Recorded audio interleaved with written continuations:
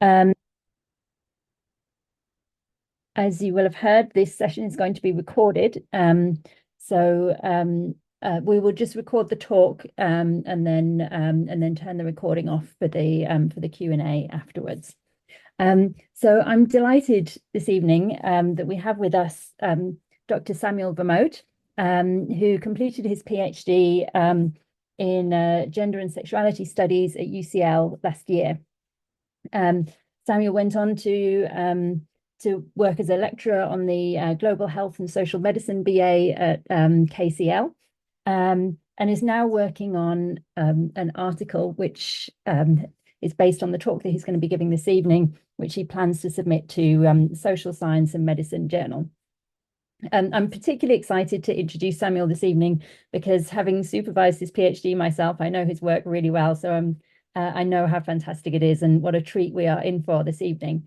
So I'm going to hand over without further ado to Samuel. Oh, sorry, before I do that, actually, I'm going to just ask you all to hold on to any questions that you have until the end of Samuel's talk.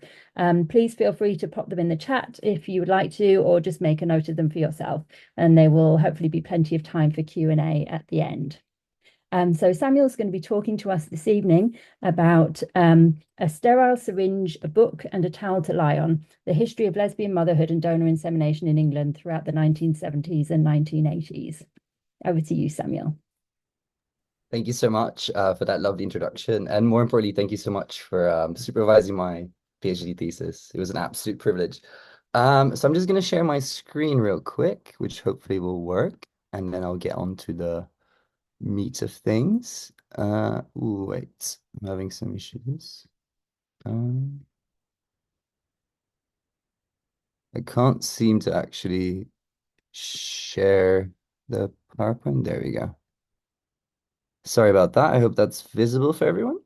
I'm just gonna. Yeah, I can see that, Samuel. Okay. It's been a while. I am so sorry. So today I want to talk about kind of the last chapter of my PhD. So I want to say that partly to highlight the fact that there is some context missing, which I'd love to talk about in the Q&A. There's quite a lot of topics that I won't be addressing, but I really want to focus on the material practice of self-insemination today. So briefly, what we're going to be talking about, I'm going to start with an introduction, kind of giving the necessary context to self-examination in the 70s and 80s, after which I want to go over the aims of the talk. So kind of the main takeaway, maybe something to put it all into perspective, both looking back and how it's relevant within history, but also how it's relevant today.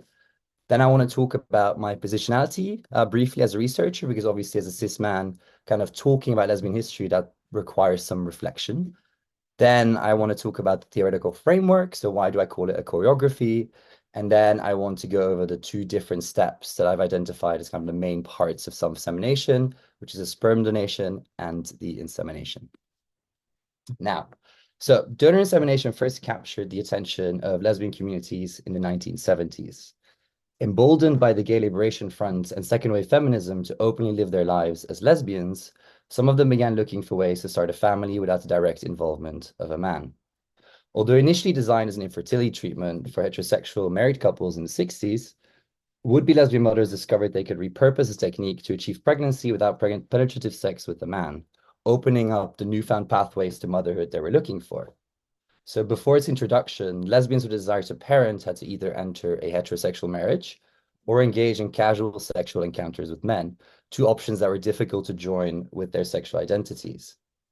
Invested in challenging the cultural hegemony of the heterosexual nuclear family model, donor insemination was particularly embraced by feminist lesbians who equated lesbianism with a feminist identity that strove for total independence from men.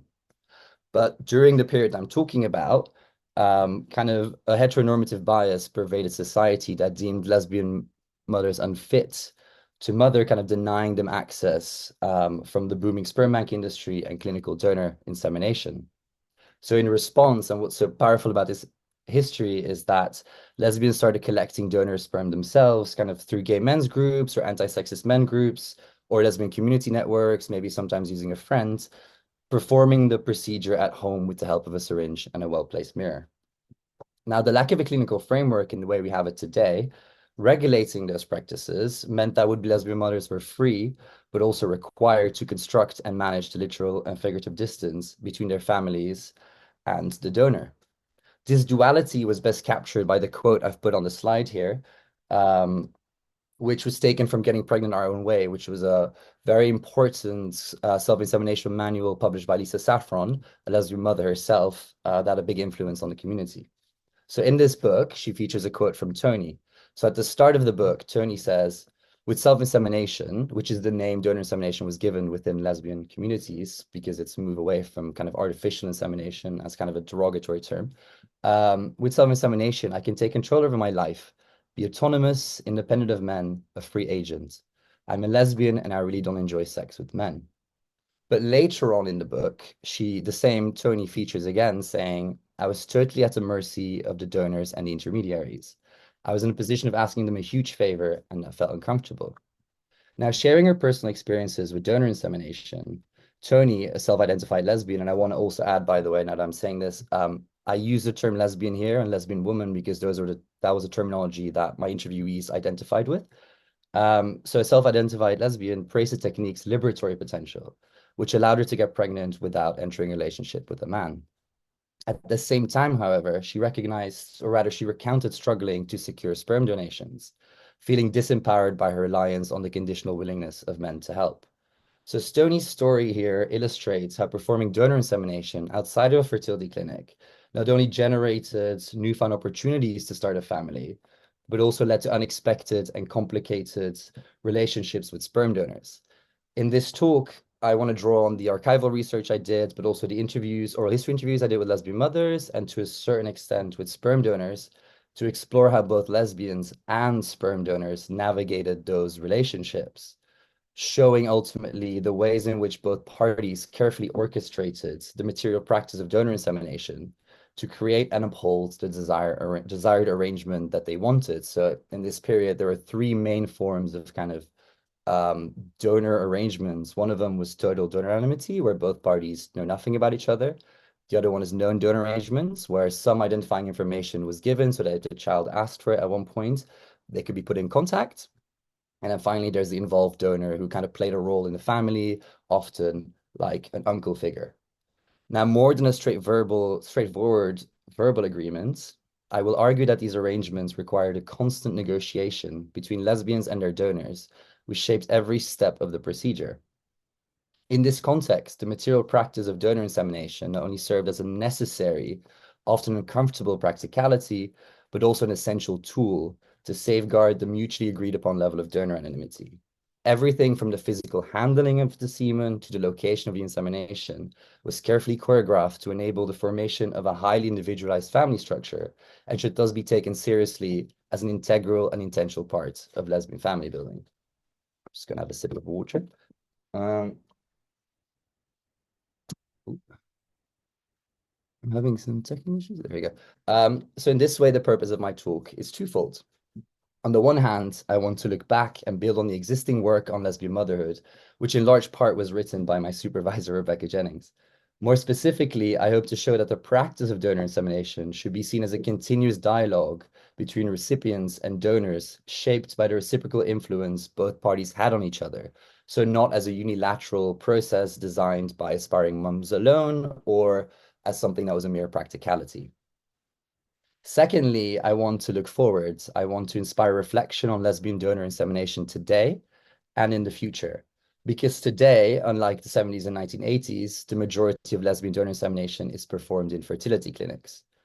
To qualify for NHS-funded treatment, aspiring lesbian mums need to fund 6 cycles of donor insemination at a private fertility clinic first, the cost of which the clinic charges about 800 to £1,600, but then you need to add to that the cost of donor sperm, which is about £1,000 per vial, plus added costs of consultations and health tests, which is not affordable for a large, group of the population. So due to those strict policies and the lack of NHS funding for clinical donor insemination in general, some aspiring lesbian parents are now turning to source donor donor sperm themselves through websites and social media. And in many ways, this is interesting because it marks a return to the period that I study. it means that now more than ever, it is important to reflect on how we perform donor insemination, to not just kind of follow standardized medical procedures, but to examine them, to reflect on how the way donor insemination is performed, and kind of be that using kind of a donor on Facebook or a clinic, and to think about how these various ways allow for the formation of certain family structures while inhibiting the formation of others. To think about how certain family structures are normalized, whereas others are rejected, again, using certain forms of again, how does all tie to the material practice of donor insemination? But also crucially, I hope to offer a template or inspiration for aspiring lesbian moms today who turn to online sperm donation and who face similar challenges to their predecessors, to see and to highlight and to celebrate the creative and resilient ways in which the generation before them navigated those same challenges. Now, I want to briefly talk about my positionality. So I have a quote on the slide, but I'll get to that in a second. So as a cis man kind of conducting research into lesbian history, potential interview candidates were understandably suspicious of my intentions. I want to give one example. So when I circulated a wanted ad amongst a lesbian group in Leeds, I received an email from a lesbian mother who declined to partake, but she was willing to talk to me about her reasons over the phone. In her experience, like she told me that her experiences felt too personal to share with me, a barrier that she did say she felt would have been lifted if I had been a woman doing this research. Now, this is important because Leeds during the 70s and 1980s was a hotbed of radical lesbian separatism and had a notoriously strong self-insemination network. So I was very eager to include those perspectives in my work. But also this means that to lesbians in Leeds, their experience of self-insemination were closely intertwined with lesbian separatism, which made me, as a man, an untrustworthy and alien narrator of those stories. Now, I mentioned this not only to account for the gap in my source material, but also to indirectly hope to kind of give them a voice in this talk as well. Because by addressing the absences of their experiences in my work, I want to frame their silence not as an absence of their voices in historical reality, but, to borrow the words of Adrian Rich, as a forceful strategy of resistance. After all, the rich history of self-insemination in Leeds is missing from this talk, not because it does not exist, but because the city's lesbian communities exerted their rights and agency to not entrust it to me. And I hope at some point that history will be addressed. Now, next to the impact on my source material, my positionality has also affected how I've received and interpreted the stories of my interviewees. Both the difficulties of researching this history and my approach to it, I think, is best summoned by the following interaction I had with Lauren, a lesbian mother I interviewed. So Lauren was talking to me about Sappho, which is a lesbian journal that she read in the 70s. So Lauren said, I mean, I was in the best place you could be. And it was still tough. So the Sappho journal it's like what I would now, as a 65-year-old, call a cup of cocoa thing to read. Because it just said, it's okay. To which I responded, I can imagine that was very powerful. Now, opening up about the validation and warmth she felt finding a lesbian magazine to read in the 70s, I responded to Lauren's comments with, I can imagine, a sentence I caught myself saying in multiple interviews. A layered statement, my propensity to say I can imagine, I think reveals the tension that lies at the heart of researching lesbian history as a cis man. As someone who has benefited from the social privileges accorded to my gender and sexual identity, it is impossible for me to fully understand the comfort Lauren found in discovering a community that celebrated her love for other women in a society that was so hostile to her. In this sense, the sentence uncovers the unbridgeable distance between myself and my lesbian interviewees. I can only imagine. Yet it also captures the desire, I hope, to try to bridge that gap while accepting I will never fully do so. Ultimately, it is this reaching that has hopefully defined my work. Granting participants full editorial control over my transcripts, I've tried to account for the limitations of my positionality by continuously questioning my own ability to correctly interpret the experiences of my interviewees. And I want to add to that, this whole talk, the purpose of this also is to get feedback from people with different positionalities and especially lesbian mums about my research and to continuously kind of improve my own analysis. In this way, I want to separate the interviews I conducted from my final work. Whereas my conversations with lesbian mothers stand alone as historical artifacts, this talk should be seen as my interpretation of their stories, not as the singular comprehensive history of lesbian donor insemination. It's one reading amongst many. It's simultaneously flawed and valuable. It's an invitation to generate more work on a rich and complicated part of history. Every time. So now to kind of talk briefly about the theoretical framework. Why do I use this term choreography? So I've developed this framework based on the sociologist Nordqvist's work on dilemmas of intimacy in modern day lesbian kind of couple donor conception. What it means to approach it as choreography is that I've treated the practical organization and execution of donor insemination not as a mere practicality driven by pragmatism, but as a symbolically charged, carefully thought through donation dance. So again, in the absence of a clinical framework regulating the organization of the procedure, both lesbians and their donors had to design the process themselves in a way that maintained that desired level of distance. This meant that everything from donor insemination's location to kind of the movements that happened during the procedure were composed to construct and uphold the desired boundaries between both parties. It was all carefully, creatively, and delicately designed for that purpose. Each step of the procedure served that purpose, which I hope I'm going to show throughout the talk. Now, while aspiring lesbian parents took the lead in this, what my research partly wants to show, or especially this chapter, is that donors, for their part, also policed and managed their own emotions and movements during the process. The distance between both parties was not simply imposed onto donors, but it was a continuous site of negotiation. Both parties sometimes meeting each other in the middle, sometimes tugging at each other's boundaries, or sometimes just sharing the same view on how to best perform the procedure, and by extension also the family formation they hope to build together. Now, what's important here is to kind of nuance what the donors looked like during this period, or who they were rather. So in the period I studied, the 70s and 80s, a lot of the men who donated did so out of support for lesbians' desire to mother. They did so out of kind of as political allies, let's say. And so rather than disrupt or challenge the relationship or personal boundaries of the lesbians they tried to help, they endeavored to anticipate and account for the needs of those women. So during this period, donors played a more active role in dictating the choreography or organization of the procedure than they do today in a clinical context. They took initiative themselves and kind of behaved according to how they imagined an ideal donor would comport himself in the eyes of the recipient. So more than simply cooperating by molding into a pre-established structure designed by the lesbians they want to help, I will show how donors equally pulled the choreography in directions lesbians may not have accounted for. It is a reciprocal process. Now, introducing their own desires and notions of fatherhood into the dynamic, these men often dictated their own terms for donating, mainly, for example, where they wanted to do the donation or their preference of arrangement, to better fit ultimately their expectations of how the procedure should go and also the resulting family structures. To then return to the metaphor of a choreography, donors did not simply resemble passive dancers, either following or disobeying instructions, but were rather active participants working in tandem with the choreographer, endlessly interpreting, adapting, and occasionally contesting the choreographer's vision.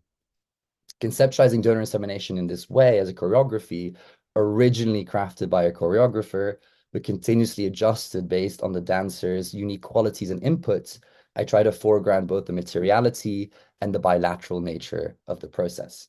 Now, in the interest of time, I will only talk about sperm donation and the insemination, leaving out the first encounter, which is when aspiring lesbian moms met up with the donor and kind of, well, if it wasn't a total donor anonymity arrangement, I kind of had a chat about expectations. While this was an important part and served as the opening act, I've chosen to leave it out in the interest of time, so I have ample time to highlight kind of the diversity and creativity that were shown during the insemination, the sperm donation, as opposed to focusing on one case study. Now, to start with sperm donation. This is the last bit of theory, I promise, and then we'll actually get into the meat of things. But it's important because hopefully it helps kind of reconceptualize and kind of highlight again, why is it important that we look at the materiality of all of this? So after the first encounter, in which they recruited the donor, and to an extent both parties shared their expectations, lesbians' next interaction with the donor usually took place during ovulation, when men were asked to hand over the fresh sperm required for insemination. Unable to rely on medical professionals to organize a donation and retrieve the sperm for them, would-be lesbian mothers were tasked with choreographing the process themselves, either by relying on intermediaries or collecting the sample on their own at an agreed location. Now, this is an important shift because moving from the conceptual domain of sketching out the ideal arrangement, which happened during this first encounter, to now being in touch with the material reality of acquiring and handling the sperm, this involved a proximity to masturbation, because that's how the sperm is produced, that forced lesbians not only to confront the donor as a potential father to the child, which is important, especially in this context, because there were a lot of reports in the press about lesbian moms losing custody to kind of their ex-husbands. So the potential or the fear, the anxiety about losing custody if the donor was ever to sue for parental rights was always imminent, always present. So not only as a symbolic figure, as a potential father, but also as a masculine, physical, sexual being. So simultaneously a reproductive and sexualized substance, sperm's ambiguous cultural value introduced a new disruptive element into the dynamic between donors and lesbians that was absent again from this first meeting.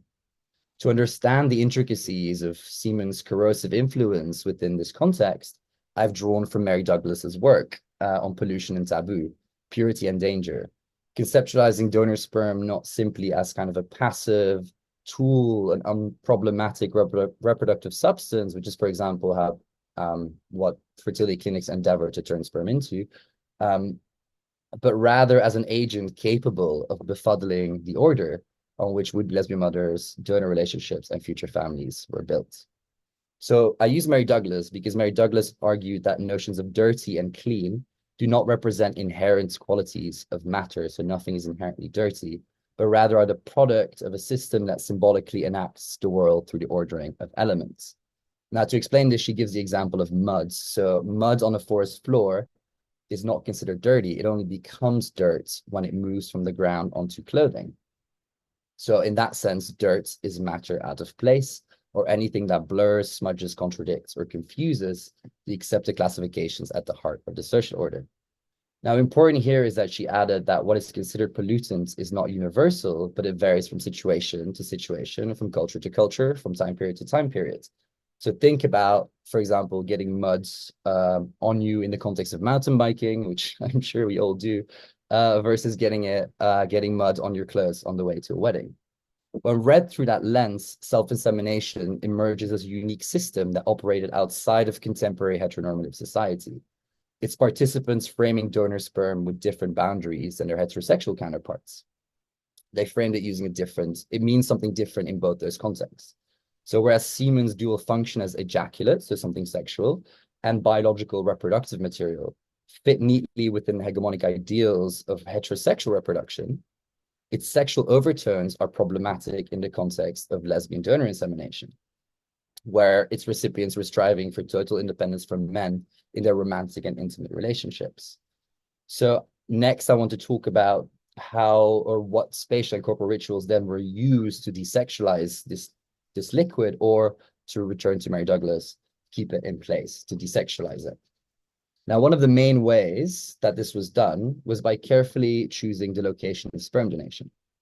Depending on the agreed upon donor arrangement, the amount of contact with each other during the process had to be carefully managed. This meant lesbians and donors based their choice of venue either on the need to steer clear of each other entirely or the aspiration to build some form of relationship. Lesbians striving for complete donor anonymity, where both parties don't know anything about each other, for example, often sought to entirely spatially separate themselves from their donor by enlisting the help of intermediaries, also called sperm runners, who picked up the sperm and liaised with the men in their stead. Without the infrastructure of sperm banks to rely on, so nowadays, for example, donors and recipients will enter through different entrances within the fertility clinic, so they never meet. These women were forced to creatively use the spaces available to them because, again, they were denied access to fertility clinics for a large part of the 70s and 80s. designing an intricate pathway now using these spaces available to them, designing an intricate pathway for the sperm to safely travel to the recipient without either party laying eyes on each other. So this is especially kind of prevalent or is noticeable in the narrative Tony presents here, who set up the donation through a self-insemination network. She describes the carefully choreographed movements through space she performed to ensure donor anonymity. So the quote on the slide is a bit abbreviated, so I'll read out the full one, but the full one is also on the handout. So these men were heterosexual and very anxious that I never lay eyes on them, and their girlfriends never lay eyes on me. After telling my friend my fertile date, she called her friends and relayed this information. The intermediary contacted 3 men from the men's groups with dates. She or they had insisted that 2 men must donate for each insemination. The argument I was given was that the second is a backup in case the first has nerves and can't get it up. On the big day, my friend drove me to the intermediary's house and parked around the corner while she went to collect the first man's semen. He had arrived 10 minutes earlier with his semen already in a jar. Instead of going home to the insemination, the intermediary jumped into the car and directed us halfway across London to get the second man's semen, all the while cursing me for being in the car, as even she wasn't supposed to see me. She stormed out to his house, coming out 20 minutes later, looking conspiratorial. We drove home another 20 minutes and then tore across London at 80 miles per hour to do the insemination at home. Now, Tony's anecdote is important because it reveals the elaborate spatial and communicative boundaries that the self-insemination network erected between herself and the donor to protect both their identities. She explains how the men were very anxious she never lay eyes on them, a quote that captures the joint fear amongst donors and lesbians that sharing a physical space would open the door to unwanted involvement in each other's lives and families. To mitigate this risk, Tony was told to wait in a car parked around the corner where she could neither see nor talk to the donor, establishing spatial and temporal distance between her and the man. Strategically then navigating the boundaries between the public sphere and the private sphere, so think of the private sphere as the home and the public sphere as everything outside of it, intermediaries took advantage of the physical and symbolic barrier between the home and the outside world to shroud the practice in secrecy. In opacity or secrecy, a sentiment reflected in Tony's statements that, the woman came out looking conspiratorial. Now, next to preserving donor anonymity, I'm just going to admit this first. Next to preserving donor anonymity, this elaborate choreography also served the added purpose of desexualizing sperm donation.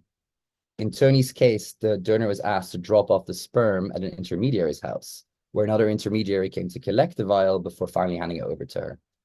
Segregating then, kind of spatially, the site of masturbation and collection by making the donor produce the sperm at home and dropping it off elsewhere, this choreography sought to avoid a situation in which the substance sexual connotation could rise to the forefront of the interaction. Again, they're spatially separated. Tellingly, the donors in Tony's story featured more like cogs in an elaborate production chain than individuals with their own sexual desires. Here, the layers of spatial and temporal separation not only successfully prevented her from attaching a face to the sperm, but it also rendered its ambiguous origins invisible, moving the vial from his home, where he performed the masturbation, a sexual act, to an intermediary's house, a neutral location tied exclusively to self-insemination. The donor actively participated in removing the sexual connotations attached to his contribution by treating his ejaculate like a consumer good that could be packaged and delivered in a jar. Now, while expected of donors, containing sperm's capacity to be more than a reproductive fluid often proved difficult in practice. To return to Tony's anecdote, she mentioned she was told to enlist the help of 2 donors in case the first has nerves and can't get it up, which hints at the prevalence of men kind of failing to ejaculate within this context. And I have a lovely anecdote about this here. So this is an anecdote by Mike, who is an anonymous donor. Elaborating on his difficulties, Mike, who was a volunteer for a self-insemination network, revealed the ways in which the choreography of the procedure could interfere with donors' sexual potency if not executed perfectly. So here Mike talks about an anecdote, essentially an example of kind of when he was disrupted. So another woman arranges for a friend to pick it up. First time I did it for her, I had 5 lesbians outside in the car beeping the horn, and I just could not get aroused. It was dreadful. There's nothing worse than someone calling and saying we'll be there in 10 minutes time. It made me think I was impotent. Now, here Mike gives us an example of an arrangement that made it impossible for him to perform his role. It details the ways in which donors, like their lesbian counterparts, held a stake in the choreography of self-insemination. Here he was notified far too late of the women's arrival for his liking. He attributed his inability to produce sperm to the setup not respecting his needs and subsequently being hurried against his will. To successfully kind of produce sperm, Mike relied on his home as a safe space, as a space separate from self-insemination and the recipient, which then allowed him to freely indulge in the sexual arousal required to ejaculate, without his masculine sexuality being in view, and thus kind of corrupting the idea of self-insemination, which is obviously supposed to be a non-sexual procedure. By beeping their horn, however, the intermediaries disrupted, I'm sorry, disrupted the boundaries between the public and the private sphere that he depended on, its sound, and by extension, the waiting women forcefully entering his home. In doing so, they eroded the security of the domestic sphere that he needed to perform his role, removing the bedroom's ability to function as a safe space for sexual intimacy. Without those spatial boundaries shielding him from the intermediaries and the imperative to treat sperm as a reproductive substance alone, Mike felt incapable of safely channeling sperm's sexual connotations and was left feeling impotent. Now, while space certainly played a key role in donors' attempts to navigate sperm's ambiguous qualities, the fluid's materiality, so its viscous state, the fact that it's neither liquid nor solid, that it shifts, changes forms, could equally pose a challenge, as evidenced by Edward's kind of testimony Rocking the Cradle, which is another self-insemination guidebook. Speaking about his experiences, Edward says, "This was the first setback. I thought I'd get something like a specimen bottle you get in a hospital. This was more a test tube. Aiming into that, I'm going to lose it all over the carpet or on the sheets. So the tension built up. I lay on the bed with my picture books.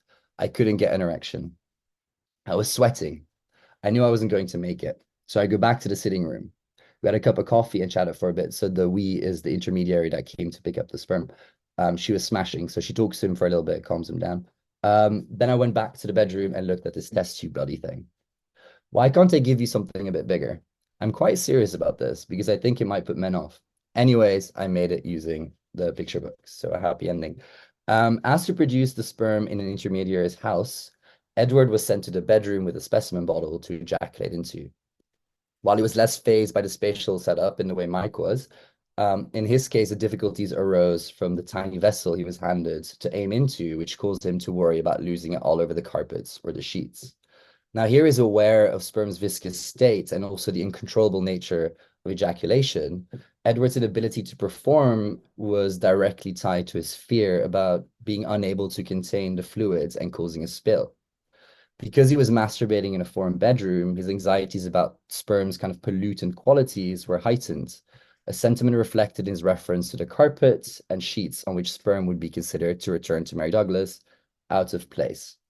So unable to cope with the pressure of directing his semen, I know I'm saying that word a lot, his semen in the bottle or keeping it in place, Edward, like Mike, failed to re-sexualize the act of donating and couldn't get an erection. So why I mention all of this is because it's important in this history to recognize that semen kind of added this, the difficulties of navigating semen also had functioned kind of as an agent, which added a degree of unpredictability. It did not neatly follow what was planned, but instead acted in itself. It refused to conform to the material constraints of the test tube, and so disrupted the intended choreography, which then pushed Edward to temporarily cancel the process.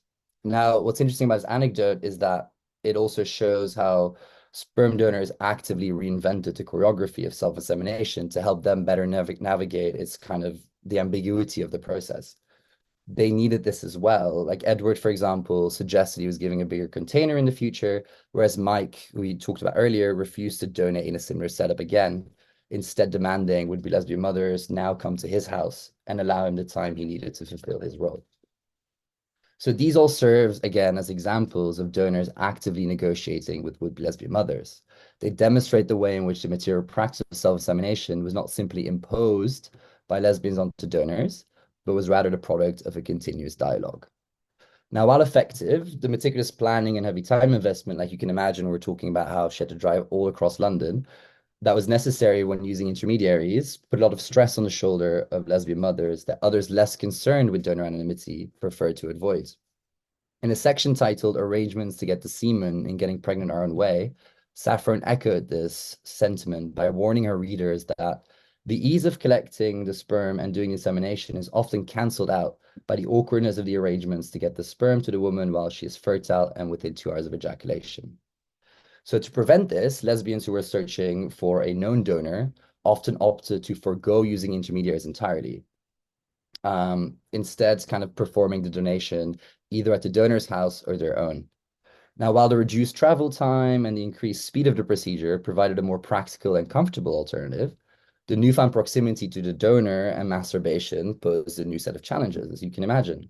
So to Mary and Lauren, for example, two lesbian moms I interviewed, um, their home served as one of the only spaces in a heterosexual society where they could express and live their intimate lesbian relationship freely. So in this setting, kind of allowing the donor into their home, he represented a disruptive element, kind of embodying a masculine sexuality that clashed with their house as a lesbian space. So to manage that threat, Mary and Lauren kind of had to carefully choreograph the donor's movements within their home, using the various rooms in their home, kind of, and the cultural connotations attached to them creatively. So talking about when the donor entered their home, they said, because they come around to our house, they'd go into the bathroom, we'd give them a clean wine glass and syringe, and they'd go into the bathroom and produce the sperm while we cook dinner. They would then leave the house very, very quickly. We would be like, do you want another cup of tea? No, I really don't, they'd say. They just wanted to go and be out. Now, limiting the donor's movements to the living room, a space reserved for guests and other outsiders, as well as the bathroom, the couple sought to control the donor's out-of-placeness by restricting him from entering the parts of the house closely tied to their intimate relationship. The donor was not allowed to masturbate in the bedroom, for example, because that was the locus of their intimate lives, but was sent to the bathroom instead, an area dedicated to sanitation and the disposal of waste. In doing so, sperm as a substance out of place in the lesbian home was contained and desexualized by spatially aligning masturbation with the functional production and subsequent removal of other non-sexual bodily excretions, like feces. So that, again, is an important example of how lesbians would creatively use the various rooms in the home and the cultural connotations attached to them to desexualize sperm. So crucially, however, lesbians' discomfort with the donor masturbating inside their home was often something that was shared by these men themselves. So, for example, in Lauren and Mary's case, the donor just wanted to go and be out, despite the proposal that he stay for tea. Other donors I've spoken to or read about rather adopted a similar strategy, one saying how he would just go make some, give it to them, and then leave them to it.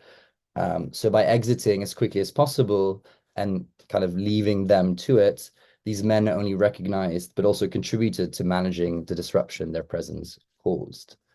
So on to the insemination.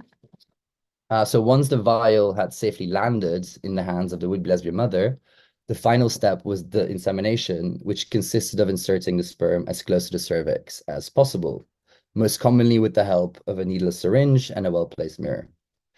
To lesbians, insemination presented a significant and often challenging shift in their relationship to semen because it entailed a degree of physical contact with the liquid that they had either long forgotten about or never experienced.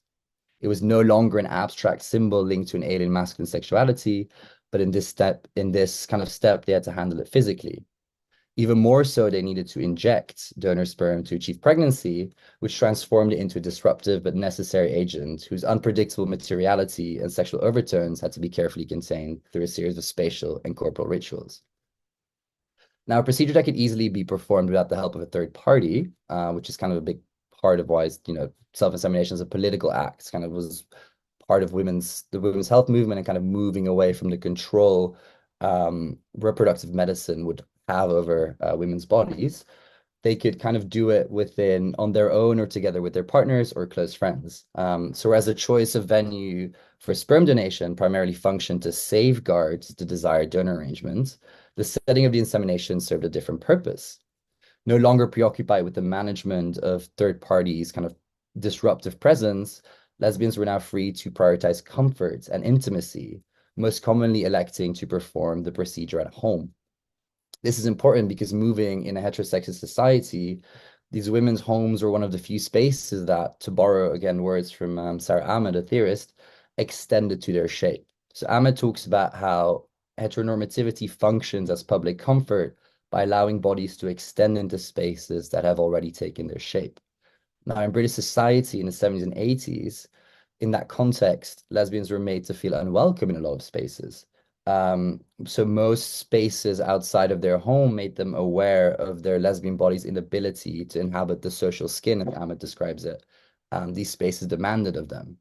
So in that context, the home provided a much needed antidote, sorry, to those feelings of discomfort. It fostered an environment in which they could cultivate the corporal and emotional ease that was necessary to choreograph the experience of insemination that fit within their ideal narrative of conception, that fit within how they wanted to get pregnant in their own way. Now, um, so in Jane and Lauren and her partner Lauren's case, performing the procedure in the comforts of their own home allowed the couple to feel like they were impregnating each other. So they speak about how after we'd done the insemination, we just lie quietly for half an hour afterwards. So it's done in a romantic environment. Rather than it being clinical, we do it sort of on the beds, and Lorraine inseminated me, and I inseminate Lorraine, which is on separate occasions, I want to add. So we're both very involved in the making of this child. Here, Jane described how she and Lorraine would go up to the bedroom to perform the insemination together after the donor had left. She portrayed the moment as romantic, heartfelt, explaining how she felt like both she and Lorraine were involved in the making of this child. And in doing that, Jane not only attributed this experience to the fact that Lorraine inseminated her, but to the scene of the insemination in its entirety. Her narrative foregrounded the intimacy and serenity of the event by painting an image of them peacefully cuddling afterwards in bed for about half an hour. So a key side of their romantic relationship and an area fenced off from the donor and more broadly heterosexual society, the bedroom gave Lorraine and Jane the space to reconfigure the sexual and masculinist connotations attached to sperm. By taking the sperm from the donor and incorporating the insemination into their rituals of affection, the substance, which was previously matter out of place, ceased to be linked to an intrusive outsider, but was given a place as part of kind of a tender moment they shared as a couple. In doing so, Lorraine and Jane sought to overwrite the liquid's histories of contact with the donor and integrate it into their shared history of parenthood instead. So here they strategically navigate the home's layered meanings differently from, with sperm donation, but they used it here to transform donor insemination from a clinical means of conception, using a foreign third party like a gynecologist, into kind of a pregnancy they achieved together as a couple. So far from an isolated experience, Lorraine and Jane's creative use of the spatial and corporal rituals to redefine sperm's meaning was echoed in the stories of their contemporaries. So what I've shown on the slide here is an image from Getting Pregnant Our Own Way, which served to kind of explain how to perform self-insemination. So it's demonstrating the optimal technique to insert semen as close to the cervix as possible. But what's important here is kind of that despite its functional purpose, so it's supposed to serve as a visual aid, the drawing also features a candle, a collection of pillows, and a mug, presumably with coffee or tea, which are all objects that did not directly contribute to the efficacy of the practice. Objects that were intended to elevate the insemination from a pragmatic clinical procedure to an intimate and empowering experience. Their inclusion here hinted at the ways in which the curation of a warm atmosphere was considered an integral part of the process. And I have another example of this. So Yo and Sue. So Yo, for example, remembered how she and her partner Sue put on some music, had a cup of tea, how they cuddled and took in the sunlight shining through the bedroom window. Before this, she had expected the procedure would be not a loving experience because, in her words, there was a piece of plastic being used, etc., etc. But to counteract those clinical overtones and the inherent strangeness of the act, Yo and Sue curated an ambiance that foregrounded the romantic connections and connotations of their bedroom. They played music, they shared a drink, made dinner, cuddled, and opened the curtains to let the sun in. integrating the insemination into their domestic life as a couple, rather than treating it like an anomalous break. Explaining how it definitely felt like it was Sue making me pregnant, Joe's anecdote revealed the ways in which rituals like room decoration or cuddling played an integral role in the process. These rituals separated the uncomfortable corporal feeling of injecting sperm from donor insemination's symbolic meaning as a romantic and empowering pathway to pregnancy for lesbians. Now, despite lesbians' effort to minimize insemination's potential to trigger feelings of discomfort by kind of carefully choreographing their interactions, like with sperm donation, the substance materiality still often presented unexpected challenges. So while these corporal and spatial rituals were performed to undo the heterosexist cultural connotations that were attached to sperm, its smell and consistency proved harder to prepare for, troubling the desexualization and triggering feelings of disgust. So I have an anecdote here from getting pregnant right away. Tony, for example, reflected on her struggles handling donor sperm. So as soon as they came out, I went straight in and tried to suck it up in the syringe. It had clotted, but I was in too much of a hurry to wait for it to liquefy. The consistency and smell of the semen almost made me gag. It was revolting. I never got used to the semen, but it became more relaxed during the 3 months it took to get pregnant and stay pregnant. Now, sketching out the process of preparing the semen for insemination, Tony complained that it clotted when she needed to liquefy, so it could be sucked up into the syringe. A viscous fluid, she failed to make the substance conform to the intended choreography, its materiality preventing her from handling it like clean reproductive matter. Confronted with its unfamiliar and unruly consistency and smell, Tony could not control the feelings of unease and disgust her proximity to sperm sparked. She explained how the process was revolting and made her gag, corporal language that betrayed the abject or disgust that she experienced while preparing to inseminate herself. Similarly, walking through experiences with the process, Yo recalled how her partner, Sue, recoiled when she opened the vial containing the sperm and commenting on its stench. Now, in all these stories, sperm invariably featured as a disturbing obstacle that lesbians had to overcome in their journey to motherhood. Every anecdote kind of portrayed handling sperm as an engagement with dirt that they never got used to. And I use dirt here in Douglas's sense. Semen's materiality that was alien to lesbians' intimate lives rendered it matter out of place. Its consistency and smell an unyielding reminder of kind of the troubling kind of sexual nature of it that did not fit within their conceptualization of self-insemination as a feminist mode of reproduction. Now that sentiment was best captured by Pauline, who wrote about her internal struggles with kind of handling sperm. She says, this is a longer anecdote. It took me quite a long time to get used to the idea of being in contact with sperm again. I had been on the pill before, during, and after my married life, and this meant I had been associating sperm with the risks of getting pregnant since I was 18. The pill had made sperm safe for me, but I remembered my strong negative feelings about sperm when I was 10 and 14. I thought it went up inside you, made you dirty, didn't go away, and eventually grew into a baby. Later, I'd adjusted to it in lovemaking with men. It didn't stay around somewhere in your body, it just seeped away. So semen was okay associated with intercourse, but not okay associated with babies. It seemed contaminating or contaminated me. As a lesbian doing self-insemination, I had to explore my fantasies and fears about sperm in thinking, writing, and in discussion with other women. When I went to the private doctor, I had to look closely at that little tube of liquid and decide I was happy about it going up inside me, up my fallopian tubes and staying around and perhaps making me pregnant. The baby could only be the result of the fusing of one of these previously alien male cells and one of mine. Now, to Pauline, then, practicing self-insemination involved overcoming the strong negative feelings about sperm that she had learned to navigate in the period before she came out as a lesbian and had since unlearned again. Using language like contaminate, make you dirty, and risk, she presented semen as a pollutant that, if allowed to cross the boundaries of her body, could upend her life by making her pregnant. On the surface, her account can thus be read as a meditation on her conflicting feelings towards motherhood. When read in this way, it details her uphill battle to grow comfortable with the idea of conceiving using a substance she had treated like a threat to her reproductive autonomy. But referring to conception as fusing one of these previously alien male cells and one of mine Pauline's description also hinted at the root of the disgust that some lesbians experienced when handling semen.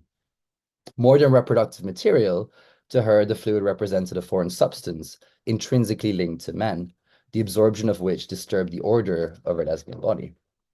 The illusions Pauline made to sperm's ability to contaminate, stay around, fuse, and not go away all captured the discomfort she felt about the permanence of these alien male cells, who did not simply seep away during donor insemination, but became a part of her. These anecdotes show the difficult feelings aspiring lesbian mothers had to go through to achieve pregnancy, and that's why it's important. But more than that, they also highlight the limitations of spatial and corporal rituals I've discussed in this talk to manage sperm's pollutant qualities. Whereas lesbians could manage the disruptive presence of the donor by directing his actions, the discomfort caused by the insemination was often perceived as inescapable. Unlike sperm donation, which involved an external body that could be physically and symbolically put back into place, insemination involved willfully installing match out of place and leaving it there. In this way, most of them, quotes, never got used to the semen, but rather framed it as an uncomfortable sacrifice they had to make to become mothers. Now, insemination, like sperm donation, was a repeated action. Lesbians performing the procedure multiple times over many months, depending on whether they succeeded in getting pregnant or not. Handling the fluid over prolonged periods of time, some women grew accustomed to its viscous material state and by extension, its presence in their daily lives. Debbie and Claire, for example, spoke to me about how the insemination became a routine after a while. Describing it in this way, they not only captured to an extent their exhaustion with the procedure kind of failing repeatedly, but also their growing indifference towards sperm over time. Elaborating on her partner Sue's reaction of disgust to the semen, Jo also recalled Sue getting used to it and no longer having the same reaction after the initial insemination. So while Douglas's theory has proved helpful in kind of illuminating kind of those feelings of disgust or the objection experienced by lesbians during their first encounter with sperm, her work, like most theoretical literature, kind of elucidates this phenomenon frozen in time. So in doing so, she does not account for the plasticity and creativity of lesbian mothers and of their corporal boundaries, which, as shown by these stories, can be shifted through repeated exposure to the abject. This process was best exemplified by Sally, whose training as a medical doctor shielded her from the struggles her peers experienced in handling sperm. Joking how she has handled the thousands of men's genitals throughout her career, Sally, despite being a lesbian, had successfully shifted her corporal boundaries to remain relatively unaffected by the insemination. These anecdotes kind of nuance the limitations of self-insemination's choreography by demonstrating how individuals possess the agency to resist cultural norms of dirtiness and cleanliness. These norms were not fixed, but rather a personal boundary that could be shifted and molded through training and habituation. So, to conclude, in this talk, I have shed light on the multitude of spatial and corporal rituals that made up self-insemination. Thus far, the historical kind of the literature on lesbian motherhood has neglected to cover its material practice as more than a practicality. However, laying the foundation for the donor arrangements kind of at the heart of lesbian family formations, the intricate choreography of the process forms an integral part of the history of lesbian motherhood. The performance and organization of self-insemination not only offers valuable insight into the ways in which relationships between donors and lesbian mothers were crafted, but also exposes the tensions that could arise during the process, demonstrating the flexibility and creativity both parties showed in kind of navigating hegemonic cultural notions of masculinity, sexuality, and paternity. In short, I've tried to show kind of the ways in which each step of the process was not simply driven by pragmatic necessity, but by a mutual investment on the parts of donors and lesbians in maintaining the literal and figurative distance between themselves. And so by foregrounding this material dimension of self-insemination, I hope I've managed to showcase the creativity and flexibility of both parties, of lesbians and donors, that forms the main driving force behind this history. Sorry, that was a lot. Thank you so much for listening. I do want to quickly mention, so we got my email on there if you want to get in touch. There are some topics if you want to talk about in the Q&A that I can suggest as well, because I've had to leave quite a lot out and I realize I've talked quite a lot about sperm and there's a lot more to this history than sperm. But so things that are very important here is, for example, the AIDS crisis played a big role.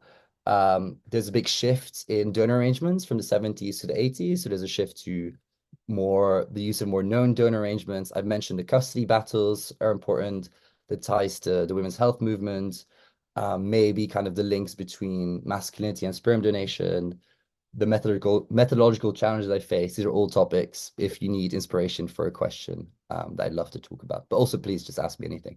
We'll just stop sharing.